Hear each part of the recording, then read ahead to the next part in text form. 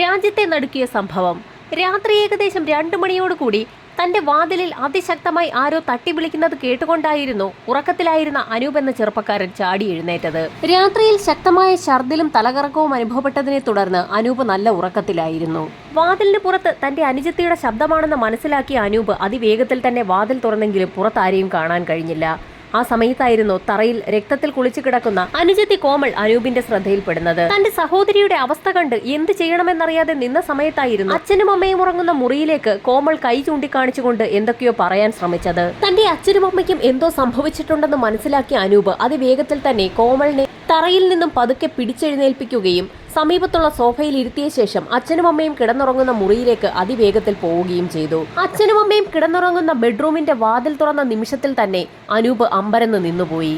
അച്ഛനും അമ്മയും കിടക്കയിൽ കഴുത്തറ്റുപോയ നിലയിൽ കിടക്കുന്നു. അച്ഛന്റെയും അമ്മയുടെയും കഴുത്ത് കത്തി ഉപയോഗിച്ച് വെട്ടിമുറിക്കപ്പെട്ട നിലയിലാണെന്ന് തന്നെ പറയാം. രക്തം കൊണ്ട് ആ മുറിയും കട്ടിലുമാകെ തളം കെട്ടി നിൽക്കുന്ന അവസ്ഥ. ആ കാഴ്ച കണ്ടുകൊണ്ട് അമ്പരന്ന് നിന്നുപോയ അനൂപ് ഒരു നിമിഷം സ്വബോധത്തിലേക്ക് എത്തുകയും ഹാളിൽ സോഫയിൽ ഇരുത്തിയിട്ടുള്ള അനുജത്തിയുടെ സമീപത്തേക്ക് ഓടിയെത്തുകയും ചെയ്തു. അനുജത്തിയായ കോമളിന്റെ ഇരുകരങ്ങളും കത്തികൊണ്ട് കുത്തി മുറിവേൽപ്പിച്ച നിലയിലായിരുന്നു. അനുജത്തിയുടെ ബോധം ഉടൻ നഷ്ടമാകുമെന്ന് മനസ്സിലാക്കിയ അനൂപ് അതിവേഗം തന്നെ പോലീസ് കൺട്രോൾ റൂമിലേക്ക് വിളിച്ച് വിവരം പറയുകയും അതോടൊപ്പം തന്നെ സമീപത്തുള്ള ആശുപത്രിയിലേക്ക് വിളിച്ച് ആംബുലൻസിന് ഏർപ്പാടാക്കുകയും ചെയ്തു. ഇത്രയും കാര്യങ്ങൾ ചെയ്ത ശേഷം അനൂപ് അതിവേഗത്തിൽ തന്നെ ഫ്ളാറ്റിന് പുറത്തേക്കിറങ്ങുകയും സമീപത്തുള്ള അയൽവാസികളെയും താമസക്കാരെയും ഫ്ളാറ്റ് സെക്രട്ടറിയും ഒക്കെ വിവരമറിയിക്കുകയും ചെയ്തു. നിമിഷ നേരം കൊണ്ട് ആ പ്രദേശമാകെ ആളുകളെ കൊണ്ട് നിറഞ്ഞു. അപ്പോഴേക്കും പോലീസ് സംഘവും അവിടേക്ക് എത്തി. പോലീസിന് പുറകെ തന്നെ ആംബുലൻസും അവിടേക്ക് എത്തി. ആംബുലൻസിലേക്ക് ആളുകൾ ചേർന്ന് കോമളത്തെ കയറ്റുകയും ചെയ്തു. സംഭവം അറിഞ്ഞ് ഡിവൈഎസ്പി ഉൾപ്പെടെയുള്ള സംഘം അവിടേക്ക് എത്തി. അവിടെയുള്ള താമസക്കാരോടൊക്കെ പോലീസ് സംഘം വിവരം അന്വേഷിച്ചെങ്കിലും അവർക്കാർക്കും കൃത്യമായൊരു ഉത്തരം നൽകാൻ കഴിഞ്ഞതുമില്ല. രാത്രി ഏറെ വൈകിയതുകൊണ്ട് തന്നെ അനൂപിനെയും സഹോദരി കോമളത്തിനൊപ്പം ആശുപത്രിയിലേക്ക് അയച്ച പോലീസ് സംഘം ഫ്ളാറ്റ് പൂട്ടി സീൽ ചെയ്ത ശേഷം പോലീസുകാരെ അവിടെ കാവലിടുകയും ചെയ്തു. തൊട്ടടുത്ത ദിവസം അതിരാവിലെ തന്നെ പോലീസ് സംഘത്തോടൊപ്പം ഫോറൻസിക് ടീമും സംഭവസ്ഥലത്തേക്ക് എത്തി. സമീപത്തുള്ള താമസക്കാരോടൊക്കെ വിശദമായി തന്നെ കാര്യങ്ങൾ തിരക്കി അറിയുകയും ചെയ്തു. ഡോഗ് സ്ക്വാഡിനെയും പോലീസ് സംഘം രംഗത്തിറക്കി. ഫ്ളാറ്റിനകവും ഡെഡ് ബോഡിയുമൊക്കെ മണത്തു നോക്കിയ പോലീസ് സംഘം അവിടേക്ക് ഒന്ന് ചുറ്റി നടന്ന ശേഷം വീടിന് പുറത്തേക്കിറങ്ങി റോഡിലേക്കാണ് ഓടിയത്. റോഡിലേക്ക് ഓടിയ പോലീസ് നായയുടെ ഓട്ടം അധിക ദൂരം പോയതുമില്ല. അതുകൊണ്ട് തന്നെ അക്രമി അല്ലെങ്കിൽ അക്രമം നടത്തിയ വ്യക്തികൾ ഫ്ളാറ്റിൽ നിന്ന് പുറത്തിറങ്ങിയ ശേഷം റോഡിലെത്തി ഏതോ വാഹനത്തിൽ കയറി രക്ഷപ്പെട്ടതായിരിക്കാമെന്ന് പോലീസ് നിഗമനത്തിലെത്തി. ഇതേസമയം ഫ്ളാറ്റിനുള്ളിൽ ഫോറൻസിക് സംഘത്തിന്റെ പരിശോധന പുരോഗമിക്കുകയായിരുന്നു. 2 മൃതദേഹത്തിന്റെയും കഴുത്ത് ഭാഗത്ത് ശക്തമായി ഏതോ ആയുധം ഉപയോഗിച്ച് വെട്ടിയതിനു ശേഷം കഴുത്തുകൾ അറുത്തു മാറ്റിയിരിക്കുകയാണ്. ഒരേ സമയം തന്നെ വെട്ടാനും അതോടൊപ്പം തന്നെ അറുത്തു മാറ്റാനും കഴിയുന്ന തരത്തിലുള്ള മൂർച്ചയേറിയ കത്തിയാണ് ഉപയോഗിച്ചിരിക്കുന്നതെന്ന് ഫോറൻസിക് സംഘത്തിന് സംശയം തോന്നി. അതിനു പുറമെ ആ കത്തി ഉപയോഗിച്ച് ആ 2 മൃതദേഹങ്ങളിലും കുത്തി പരിക്കേൽപ്പിച്ചിട്ടുണ്ട്. കഴുത്തിലുള്ള മുറിവുകളിലൂടെ രക്തം പുറത്തേക്കൊഴുകിയാണ് ആ പ്രായമുള്ള അച്ഛനും അമ്മയും മരണപ്പെട്ടിരിക്കുന്നത്. ഫോറൻസിക് സംഘം കിട്ടാവുന്നത്ര തെളിവുകൾ ഫ്ളാറ്റിനുള്ളിൽ നിന്ന് ശേഖരിച്ചു. ഉച്ചയ്ക്ക് ഏകദേശം 12 മണിയോടുകൂടി ഫോറൻസിക് പരിശോധന പൂർത്തിയാക്കി 2 മൃതദേഹങ്ങളും പോസ്റ്റ്മോർട്ടത്തിനായി ഹോസ്പിറ്റലിലേക്ക് ഷിഫ്റ്റ് ചെയ്തു. ഈ സമയം ഡിവൈഎസ്പിയും കാൺപൂർ സിറ്റിയുടെ ചുമതല വഹിക്കുന്ന എസ്പിയും ഒക്കെ സംഭവസ്ഥലത്തേക്ക് എത്തി. ശരിക്കും സെൻസേഷണലായ ഒരു ഇരട്ട കൊലപാതകമാണ് നടന്നിരിക്കുന്നത്. അതുകൊണ്ട് തന്നെ വാർത്ത അതിവേഗം തന്നെ നാടാകെ പരക്കുകയും ചെയ്തു. ഡിസ്ട്രിക്ട് മജിസ്ട്രേറ്റിനെ പ്രതിനിധീകരിച്ചുകൊണ്ട് എഡിഎമ്മും സംഭവസ്ഥലത്തേക്ക് എത്തിയിട്ടുണ്ട്. ഒരു കാരണവശാലും ആ കൊലപാതകങ്ങൾ ഒരു മതവർഗീയതയിലേക്ക് നയിക്കാതിരിക്കുന്നതിന് വേണ്ടിയിട്ടുള്ള എല്ലാ മുൻകരുതലുകളും പോലീസ് സംഘം എടുത്തു.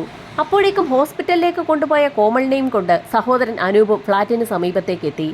പോലീസ് സംഘം കോമളിനോട് പല കാര്യങ്ങളും ചോദിച്ചറിയാൻ ശ്രമിച്ചു.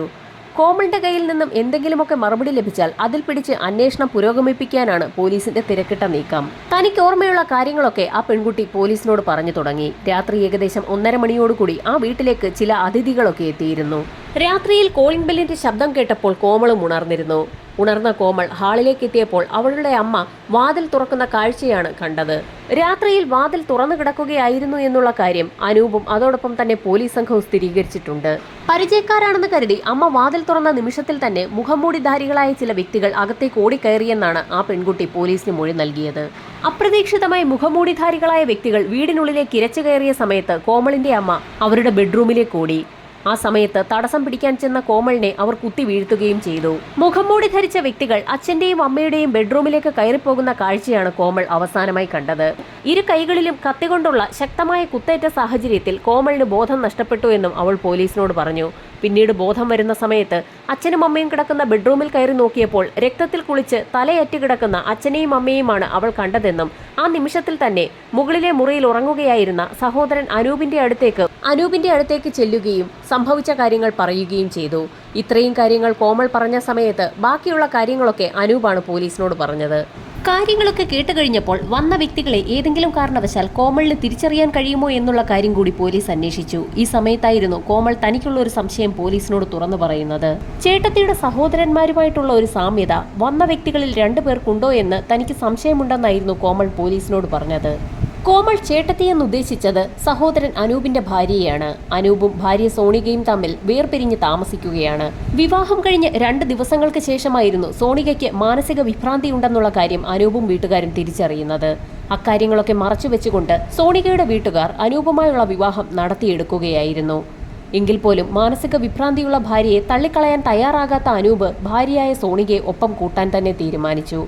1 മാസം മാത്രമേ എന്നാൽ അനൂപിന് പിടിച്ചു നിൽക്കാൻ കഴിഞ്ഞുള്ളൂ. സോണികയുടെ മാനസിക വിഭ്രാന്തി ആ വീടിന്റെ സമാധാനം കെടുത്തുമെന്നായപ്പോൾ സോണികയെ അവരുടെ വീട്ടിൽ കൊണ്ടുപോയി അനൂപ് വിടുകയും ചെയ്തു. സോണികയെ വീട്ടിൽ കൊണ്ടുപോയി വിട്ടതിന് ശേഷം തനിക്ക് ഡിവോഴ്സ് വേണമെന്ന് കൂടി അനൂപ് പറഞ്ഞതോടുകൂടി സോണികയുടെ 2 സഹോദരന്മാരും ആ പ്രശ്നത്തിൽ ഇടപെടുകയും സോണികയുമായുള്ള ഡിവോഴ്സ് അനുവദിച്ചു തരികയില്ല എന്നും അവർ തീർത്ത് പറയുകയും ചെയ്തു. ഡിവോഴ്സ് അനുവദിക്കണമെങ്കിൽ 50 ലക്ഷം രൂപ തങ്ങൾക്ക് നഷ്ടപരിഹാരമായി വേണമെന്ന് കൂടി സോണികയുടെ സഹോദരന്മാർ അനൂപിനോട് പറഞ്ഞു.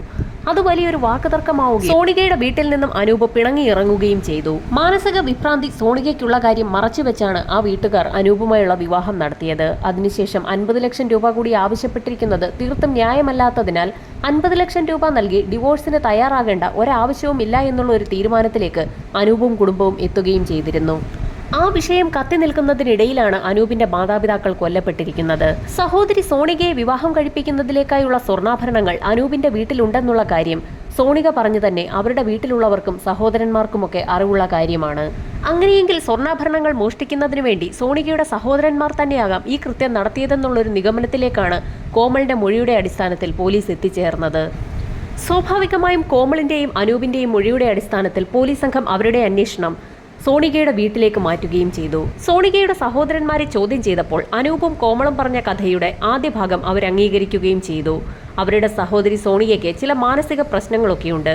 എന്നാൽ പഠിക്കുന്ന സമയത്തുണ്ടായ ആ പ്രശ്നങ്ങളൊക്കെ മരുന്ന് കഴിച്ചതോടുകൂടി മാറി എന്നുള്ള തരത്തിലായിരുന്നു അവരുടെ വർത്തമാനം. കൊലപാതകവുമായി തങ്ങൾക്ക് യാതൊരു ബന്ധവുമില്ല എന്ന് ആ സഹോദരന്മാർ പോലീസിന് മൊഴി നൽകി. ഇതിനിടയിൽ അന്വേഷണത്തിന്റെ ഭാഗമായി പോലീസ് സംഘം അനൂപിന്റെ വീട്ടിലെ മുഴുവൻ ആളുകളുടെയും മൊബൈൽ നമ്പറുകൾ ശേഖരിക്കുകയും മൊബൈൽ നമ്പറുകൾ കേന്ദ്രീകരിച്ച് ഒരു അന്വേഷണം നടത്തുന്നതിന് ഉത്തരവിടുകയും ചെയ്തു. അനൂപിന്റെ കുടുംബത്തിന് പുറമെ സോണികയുടെ കുടുംബത്തിലുള്ള ആളുകളുടെ മൊബൈൽ നമ്പറുകൾ കേന്ദ്രീകരിച്ചുകൂടി സൈബർ സെല്ലിന്റെ നേതൃത്വത്തിൽ ഒരു അന്വേഷണം നടന്നു.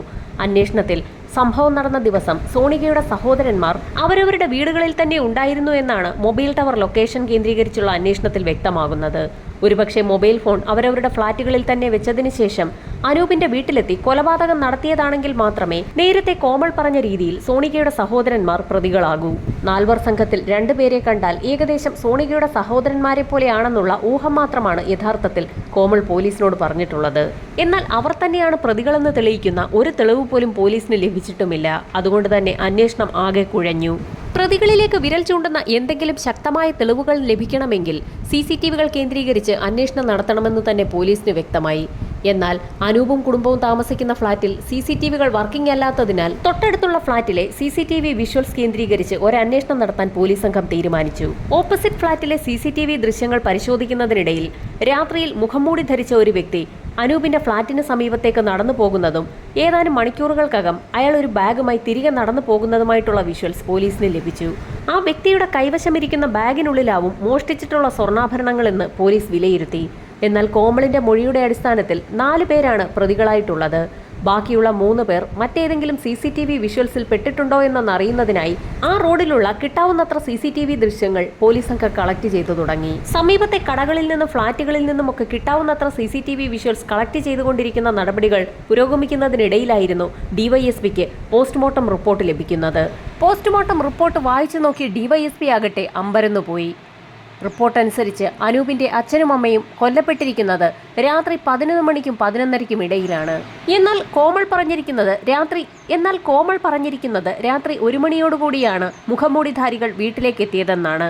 അവർ പറഞ്ഞതനുസരിച്ച് 1.5 മണിക്ക് ശേഷം മാത്രമേ അനൂപിന്റെ മാതാപിതാക്കൾ കൊല്ലപ്പെടാൻ സാധ്യതയുള്ളൂ.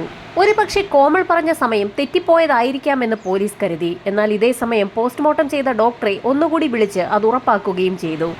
പോസ്റ്റ്മോർട്ടം നടത്തിയ ഡോക്ടർ കൊലപാതകം നടന്നിരിക്കുന്നത് 11 മണിക്കും 11:30ക്കും ഇടയിലാണെന്നുള്ള കാര്യം ഉറപ്പിച്ചു തന്നെ പറഞ്ഞു. അത് മാത്രവുമല്ല, ആ റിപ്പോർട്ടിൽ മറ്റു ചില കാര്യങ്ങൾ കൂടി ഡോക്ടർ വ്യക്തമാക്കിയിട്ടുണ്ട്. പോസ്റ്റ്മോർട്ടം റിപ്പോർട്ട് ഡിവൈഎസ്പി വായിച്ചു തുടങ്ങിയ സമയത്ത് തന്നെ കൊലപാതകം നടന്നിരിക്കുന്ന സമയത്തെക്കുറിച്ച് ഒരു ക്ലാരിഫിക്കേഷൻ വേണമായിരുന്നു. അതുകൊണ്ട് തന്നെ റിപ്പോർട്ട് പൂർണ്ണമായും വായിച്ചു നോക്കാതെയാണ് അദ്ദേഹം ഡോക്ടറെ വിളിച്ചത്. ഡോക്ടർ പറഞ്ഞതിന്റെ അടിസ്ഥാനത്തിൽ റിപ്പോർട്ടിലുള്ള മറ്റു ചില കാര്യങ്ങൾ കൂടി വായിച്ചു നോക്കിയ ഡിവൈഎസ്പി തീർത്തും നടുങ്ങിപ്പോയി. അനൂപിന്റെ അച്ഛനും അമ്മയും കൊല്ലപ്പെടുന്നതിന് മുൻപ് അന്ന് രാത്രിയിൽ കഴിച്ച ഭക്ഷണത്തിൽ സ്ലീപ്പിംഗ് പിൽസിന്റെ അംശമുണ്ടായിരുന്നു. ശരിക്കും ആഹാരം കഴിച്ച് നന്നായി ഉറങ്ങിപ്പോയ വ്യക്തികളാണ് കൊല്ലപ്പെട്ടിരിക്കുന്നത്. എന്നാൽ കോമൾ പറഞ്ഞ മൊഴിയുടെ അടിസ്ഥാനത്തിൽ അമ്മ വാതിൽ തുറന്നതിന് ശേഷം മാത്രമാണ് അക്രമികൾ അകത്ത് കയറിയതും കൊലപാതകം സംഭവിച്ചിരിക്കുന്നതും. എന്നാൽ ഡോക്ടറിന്റെ റിപ്പോർട്ട് അനുസരിച്ച് ആ സ്ത്രീ അബോധാവസ്ഥയിൽ കിടക്കുമ്പോഴാണ് കൊലപാതകം സംഭവിച്ചിരിക്കുന്നത്. സമാനമായ രീതിയിൽ തന്നെയാണ് അനൂപിന്റെ അച്ഛൻ മുന്നാലാലും മരിച്ചിരിക്കുന്നത്. ഡിവൈഎസ്പി ഉടൻ തന്നെ കാൺപൂർ സിറ്റിയുടെ ചുമതലയുള്ള SP യെ വിളിച്ചു വരുത്തുകയും പോലീസ് സംഘത്തോടുൾപ്പെടെ മുഴുവൻ കാര്യങ്ങൾ തുറന്നു പറയുകയും ചെയ്തു. അന്വേഷണ സംഘം വീണ്ടും കോമളിനെ സ്റ്റേഷനിലേക്ക് വിളിച്ചു വരുത്തി ഒന്ന് ചോദ്യം ചെയ്യാൻ തീരുമാനിച്ചു. പോലീസ് വിവരമറിയിച്ചതിനെ തുടർന്ന് അനൂപിനൊപ്പം സഹോദരി കോമളും പോലീസ് സ്റ്റേഷനിലേക്ക് എത്തി. കൊലപാതകം നടന്ന ദിവസം രാത്രിയിലെ സംഭവങ്ങളെക്കുറിച്ച് പോലീസ് സംഘം വീണ്ടും കോമളിനോട് ചോദിച്ചു. നേരത്തെ പറഞ്ഞ അതേ മൊഴിയിൽ തന്നെയാണ് കോമൾ ഉറച്ചു നിന്നത്. 1 മണിയോടുകൂടി അമ്മ വാതിൽ തുറന്നു കൊടുത്ത സമയത്തായിരുന്നു മുഖംമൂടിധാരികളായ വ്യക്തികൾ അതിക്രമിച്ച് വീടിനുള്ളിലേക്ക് കയറിയതും അവരെ കൊലപ്പെടുത്തിയതെന്നുമായിരുന്നു കോമളിന്റെ മൊഴി. എന്നാൽ പോസ്റ്റ്മോർട്ടം റിപ്പോർട്ട് അനുസരിച്ച് കോമളിന്റെ അമ്മയും അച്ഛനും കൊല്ലപ്പെട്ടിരിക്കുന്നത് രാത്രി 11 മണിക്കും 11:30ക്കും ഇടയിലാണെന്നും ആ സമയത്ത് കൊല്ലപ്പെട്ട അമ്മ എങ്ങനെയാണ് 1 മണിക്ക് ശേഷം വാതിൽ തുറന്നു കൊടുക്കുന്നതെന്നായിരുന്നു പോലീസിന്റെ ചോദ്യം. പോലീസ് പറഞ്ഞ കാര്യങ്ങൾ കേട്ടപ്പോൾ ആകെ അമ്പരന്നു പോയ കോമൾ പോലീസിനോട് അമ്മ 1 മണിക്ക് വാതിൽ തുറന്നു കൊടുക്കുന്നത് താൻ കണ്ടു എന്ന് വീണ്ടും വീണ്ടും ആവർത്തിച്ചുകൊണ്ടേയിരുന്നു. ആ രാത്രി സംഭവിച്ച കാര്യങ്ങൾ പോലീസ് വീണ്ടും കോമളിനോട് ഒന്നുകൂടി ഓർത്തു പറയാൻ ആവശ്യപ്പെട്ടു. വൈകുന്നേരം അനൂപ് ഓഫീസിൽ നിന്ന് മടങ്ങി വന്ന ശേഷം അവർ ഒരുമിച്ച് ഭക്ഷണം കഴിച്ചതും പിന്നീട് അവരവരുടെ മുറികളിലേക്ക് മടങ്ങിയതും രാത്രിയിൽ ആരോ കോളിംഗ് ബെല്ലടിക്കുന്ന ശബ്ദം കേട്ടുകൊണ്ട് ഉണർന്നെഴുന്നേറ്റ് വന്ന കോമൾ അമ്മ വാതിൽ തുറന്നു കൊടുക്കുന്ന കാഴ്ച കണ്ടതുമൊക്കെ പോലീസിനോട് വ്യക്തമാക്കി കൊടുത്തു. ഈ സമയത്തായിരുന്നു വാതിലിന് പുറത്ത് കാത്തുനിന്നിരുന്ന അനൂപിനെ പോലീസ് സംഘം അകത്തേക്ക് വിളിച്ചു വരുത്തിയതും അന്ന് നടന്ന കാര്യങ്ങൾ ഓരോന്നായി അനൂപിനോട് പറയാൻ ആവശ്യപ്പെട്ടതും. അനൂപും തനിക്ക് ഓർമ്മയുള്ള മുഴുവൻ കാര്യങ്ങളും പോലീസിനോട് പറഞ്ഞു തുടങ്ങി. കോമൾ പറഞ്ഞതിൽ നിന്നും ചില കാര്യങ്ങളൊക്കെ വ്യത്യസ്തമായിട്ടായിരുന്നു അനൂപ് പറഞ്ഞത്. അനൂപ് അന്ന് ഏകദേശം വൈകി 10 മണിയോടുകൂടിയാണ് രാത്രിയിൽ മടങ്ങി വീട്ടിലേക്ക് എത്തിയത്. അനൂപ് വീട്ടിലെത്തിയ സമയത്ത് അച്ഛനും അമ്മയും നേരത്തെ തന്നെ ഭക്ഷണം കഴിച്ച് ഉറങ്ങിയിരുന്നു. അതുകൊണ്ട് തന്നെ അനൂപിന് ഭക്ഷണം വിളമ്പിക്കൊടുത്തതും വാതിൽ തുറന്നു കൊടുത്തതുമൊക്കെ സഹോദരിയായിരുന്നു. ഭക്ഷണം കഴിച്ച ശേഷം സഹോദരി ആ പാത്രങ്ങളൊക്കെ കഴുകി വെച്ച് അവളുടെ മുറിയിലേക്ക് മടങ്ങി. ഈ സമയത്ത് അനൂപും തന്റെ മുറിയിലേക്ക് പോയി. പിന്നീട് രാത്രി ഏകദേശം 2 മണിയോടുകൂടി കോമൾ വാതിലിൽ തട്ടിയ സമയത്തായിരുന്നു അനൂപ് എഴുന്നേൽക്കുന്നത്.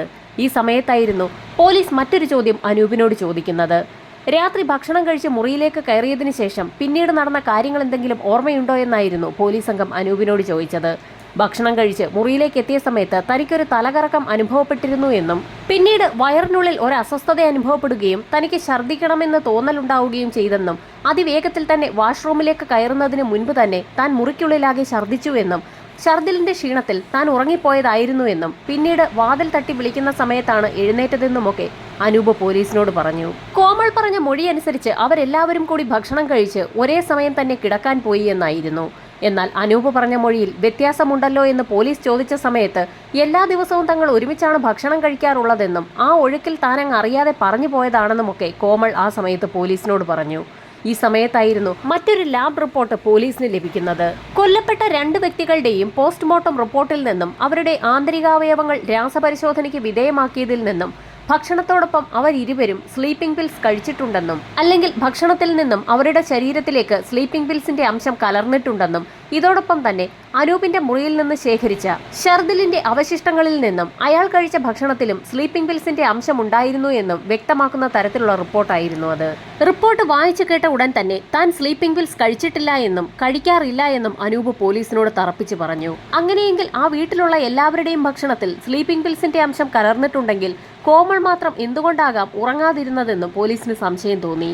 ഇനിയും ഒന്നും ഒളിച്ചു വെച്ചിട്ട് കാര്യമില്ല എന്നും എല്ലാ കാര്യങ്ങളും തുറന്നു പറഞ്ഞുകൊള്ളൂ എന്നും ഡിവൈഎസ്പി കോമളിന്റെ മുഖത്ത് നോക്കി പറഞ്ഞതും അനൂപാകെ അമ്പരന്നുപോയി. ഈ സമയം കോമളാകട്ടെ തലകുനിച്ച് ഒരേ ഇരിപ്പിരിക്കുകയും ചെയ്തു. പിന്നീട് പോലീസിന്റെ ചോദ്യങ്ങൾക്ക് മുൻപിൽ പിടിച്ചു നിൽക്കാൻ കഴിയാതെ താൻ പിടിക്കപ്പെട്ടു എന്ന് മനസ്സിലാക്കിയ കോമൾ പല കഥകളും പറഞ്ഞു തുടങ്ങി. അനൂപിന്റെ കുടുംബത്തിലേക്ക് ദത്തെടുക്കപ്പെട്ട ഒരു കുട്ടിയാണ് കോമൾ. അനൂപ് ജനിച്ച് കുറെ നാളുകൾക്ക് ശേഷം കുട്ടികൾ ഉണ്ടാവില്ല എന്ന് മനസ്സിലാക്കിയ സമയത്തായിരുന്നു കോമളിനെ അനൂപിന്റെ അച്ഛനമ്മമാർ ദത്തെടുക്കുന്നത്. അങ്ങനെ കാലം മുൻപോട്ട് പോയപ്പോൾ അനൂപിന്റെ തന്നെ അടുത്ത ബന്ധുവായ ആർമി ഉദ്യോഗസ്ഥൻ കൂടിയായ രാഹുൽ എന്ന വ്യക്തിയുമായി കോമളിന് അടുപ്പമുണ്ടായി. എന്നാൽ ആ അടുപ്പം വീട്ടിൽ പറഞ്ഞ സമയത്ത് അനൂപിന്റെ അമ്മ ശക്തമായി കോമളിനെ എതിർക്കുകയും ചെയ്തു. ബന്ധം വെച്ച് നോക്കുമ്പോൾ കോമളിന്റെ സഹോദര സ്ഥാനത്ത് മാത്രമേ രാഹുൽ വരികയുള്ളൂ. ബന്ധം കൊണ്ട് സഹോദര സ്ഥാനത്ത് നിൽക്കുന്ന ഒരു വ്യക്തിയെ വിവാഹം കഴിക്കുന്നത് പാപമായതുകൊണ്ട് ഈ ബന്ധം ഒരു കാരണവശാലും നടക്കുകയില്ല എന്ന് അമ്മ തീർത്തും കോമളിനോട് പറഞ്ഞു. ദത്തെടുത്ത മകളാണെങ്കിലും സ്വന്തം മകളെപ്പോലെ കണ്ട് വളർത്തുകയും പഠിപ്പിക്കുകയും വിവാഹം നടത്തുന്നതിനായി കോമളിന് വേണ്ടി ധാരാളം സ്വർണ്ണാഭരണങ്ങൾ വാങ്ങിവെക്കുകയും ഒക്കെ ആ വീട്ടുകാർ ചെയ്തിട്ടുണ്ടായിരുന്നു. ആ സ്വർണ്ണാഭരണങ്ങളുമായി എവിടേക്കെങ്കിലും ഒളിച്ചോടി പോകാമെന്ന് കോമൾ രാഹുലിനെ അറിയിച്ചു. എന്നാൽ ആർമി ഉദ്യോഗസ്ഥനായ രാഹുൽ അതിനെ എതിർത്തു. ആർമിയിലായിരുന്ന സമയത്തൊക്കെ നിരവധി സമ്മാനങ്ങൾ കോമളിന് വേണ്ടി രാഹുൽ വാങ്ങി തന്റെ അനുജനായ രോഹിത് വഴി കോമളിനെ ഏൽപ്പിക്കാറുണ്ടായിരുന്നു. അങ്ങനെ രാഹുൽ വാങ്ങി നൽകാറുള്ള സമ്മാനങ്ങളുമായി കോമളിനെ കാണാറെത്താറുണ്ടായിരുന്ന രോഹിത്തുമായും കോമൾ ഒരടുപ്പം സൂക്ഷിച്ചിരുന്നു. സ്വർണ്ണാഭരണങ്ങളുമായി ഒളിച്ചോടുന്നതിനെ രാഹുൽ എതിർത്ത സാഹചര്യത്തിൽ കോമൾ തന്റെ ആവശ്യം രോഹിത്തിനെ അറിയിക്കുകയും രോഹിത് അതിന് സമ്മതം കൊടുക്കുകയും ചെയ്തു. രാഹുലിന്റെ ആർമി കാർഡ് ഉപയോഗിച്ച് തന്നെ ക്യാൻറ്റീനിൽ നിന്നും സ്ലീപ്പിംഗ് പിൽസ് വാങ്ങി രോഹിത്താണ് കോമളിന്റെ കൈവശം കൊടുത്തത്. ആ സ്ലീപ്പിംഗ് പിൽസ് ആണ് കോമൾ ഭക്ഷണത്തിൽ കലർത്തി മറ്റുള്ളവർക്ക് നൽകിയത്. നേരത്തെ ഫോറൻസിക് സംഘം കോമളിന്റെ മുറി പരിശോധിച്ച സമയത്ത് കോമളിന്റെ മുറിയിൽ നിന്നും സ്ലീപ്പിംഗ് പിൽസിന്റെ ഒരു ഒഴിഞ്ഞ കവർ കിട്ടിയിരുന്നു. അതിലാകട്ടെ ആർമിയുടെ സീലും ഉണ്ടായിരുന്നു. ആർമി ക്യാൻറ്റീനിൽ നിന്നും വാങ്ങുന്ന സാധനങ്ങൾ അനൂപിന്റെ വീട്ടിലെത്തണമെങ്കിൽ ആ വീട്ടിലുള്ളവർക്കാർക്കെങ്കിലും ആർമിക്കാരുമായി ബന്ധമുണ്ടാകണമെന്ന് തന്നെ പോലീസ് ഉറപ്പിച്ചിരുന്നു. അങ്ങനെ ആർമി ഉദ്യോഗസ്ഥരുമായി ആ കുടുംബത്തിനുള്ള ബന്ധം പോലീസ് സംഘം അന്വേഷിച്ച് കണ്ടെത്തിയിരുന്നു. അത് കണ്ടെത്തിയതിനു ശേഷമാണ് യഥാർത്ഥത്തിൽ പോലീസ് സംഘം കോമളിനെ ചോദ്യം ചെയ്യുന്നതിന് വേണ്ടി വിളിച്ചു വരുത്തിയത്. രോഹിത് നൽകിയ സ്ലീപ്പിംഗ് പിൽസ് ഭക്ഷണത്തിൽ കലർത്തി കൊടുത്തതിനു ശേഷം അച്ഛനും അമ്മയും സഹോദരനും ഉറങ്ങിയെന്ന് ഉറപ്പുവരുത്തിയ കോമൾ രോഹിതിനു വേണ്ടി വാതിൽ തുറന്നുകൊടുത്തു.